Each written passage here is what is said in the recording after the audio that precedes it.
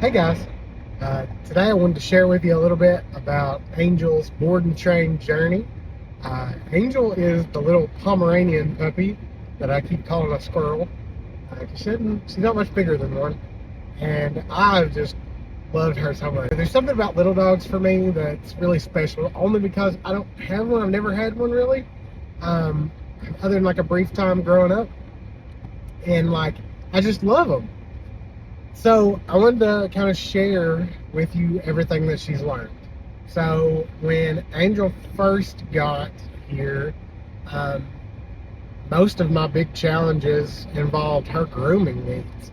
I have never owned a dog that you had to groom regularly, like you have to. It's not optional. Um, I've never owned a dog like that. I've had a few for board and train, like poodles, doodles, stuff like that, but not quite like Angel. So there's a few things, like her hair is super, super, super thick, easily mats, and she's puppy. So it's not like she's had a whole lot of time on the grooming table, super used to it, all that kind of stuff. So, I really had to help her adjust to that. She was really overwhelmed at first by all the dogs, all the smells, all the people, all the noises, the uh, blow dryers, the bathtubs, the barking dogs, the whatever. And then, you think about the smells, their sense of smell is so much stronger than ours. And you've got all these smells of just hundreds of dogs that have come through there. And it's just overwhelming, especially for a puppy. So, we put her in a quieter area at first, away from the most of the noise, and then kind of slowly introduced her into all that noise and stuff. And then beyond that, she's pretty good potty trainer. I really didn't have any work to do there. She had a couple accidents, but that's not unusual for a puppy in this environment. But other than that, pretty good.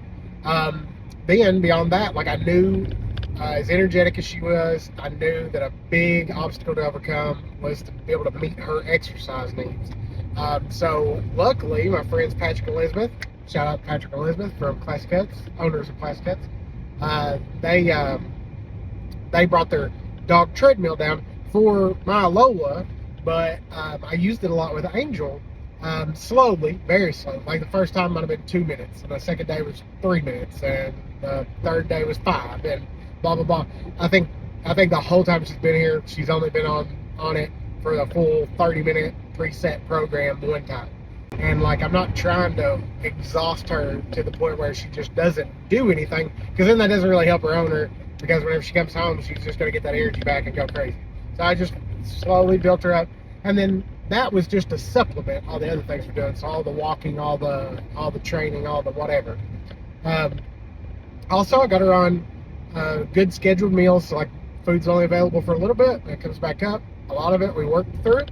I use really high value treats like liver, where that meat could kind of supplement her kibble, rather than just using treats dog treats or something like that. I tried to use something that's super nutritious.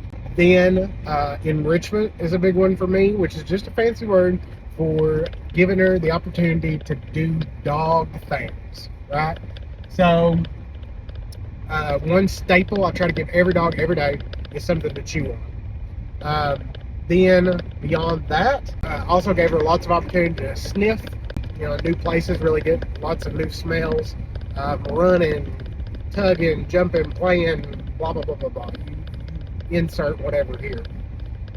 Then training, right? So in a nutshell, she learned to lay down on command, and not only that, but also to hold that. So I like to use an implied stay, which just means that okay, if I tell you to down, you got to stay in that down until I release you, and then that's going to get you the thing that you want, the reward you're seeking. So and then incorporated in with that was place. So that's go to your bed kind of thing, and stay right there until released, which is going to come in for our people really well. We also worked on recall, so come when called, and then we tried to take all these things out and do them around distractions. Now today I used, this is her last day, her last full day with me, and I took her on a walk with my dogs, and we got out, took a good long walk. Still asked her to do a few commands under the distraction of my dogs running around. Gave her something to chew on, laying in the same room with my dogs. Big challenges for everybody, but I think it's really good exposure, And then, the whole training process, everybody doing everything together. So, she's made a lot of progress, and hopefully I'll tack a good little video of when she gets home on the end of this. So, thanks, guys.